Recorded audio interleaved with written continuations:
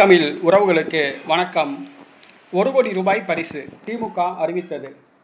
1 கோடி ரூபாய் பரிசு திமுக அறிவித்தது என்ற தலைப்பில் இந்த காணொளியை காண்கிறோம்.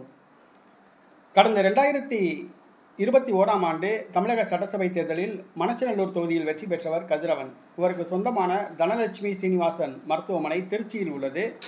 அங்கு கிட்னி திருடு நடைபெற்றது.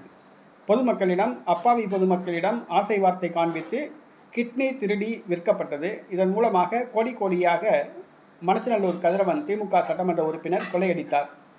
இது கிட்னி திருடு அல்ல, முறைகேடு என சொல்லி திமுக சமாளித்தது.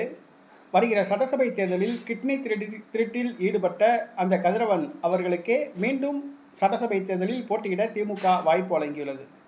மணச்சநல்லூர் தொகுதியில் போட்டியிடுகிற கதிரவன் தேர்தல் பிரச்சாரத்தில் ஈடுபட்டார்.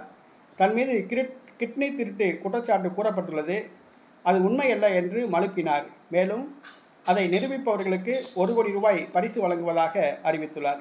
இதை யாரும் நிரூபிக்க முடியாது. ஏன்னா இந்த திருட்டுகள்லாம் மறைமுகமாக நடைபெறுகிற திருட்டுகள். அப்பாவி பொதுமக்களுக்கு ஆசை வார்த்தை காட்டி நடைபெறுகிற இந்த திருட்டுகள்.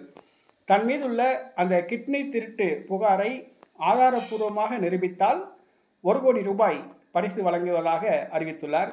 இதை யாருனாலையும் நிரூபிக்க முடியாது. பணத்தை வாங்கிட்டு கிட்னியை கொடுத்தவங்க கண்டிப்பாக சொல்ல மாட்டாங்க. ஆக தேர்தல் நேரத்தில் ஏதாவது சொல்லணும் அப்படிங்கிறக்காண்டி சமாளிப்பதற்காக சவால் விட்டுள்ளார் திமுக எம்எல்ஏ கதிரவன். பொதுமக்கள் புரிந்து கொள்ளணும்.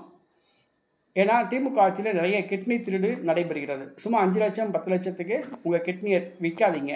உங்களுடைய உடல் நலத்தை நீங்கள் பாதுகாத்துக்கோங்க. அதுதான் முக்கியம்.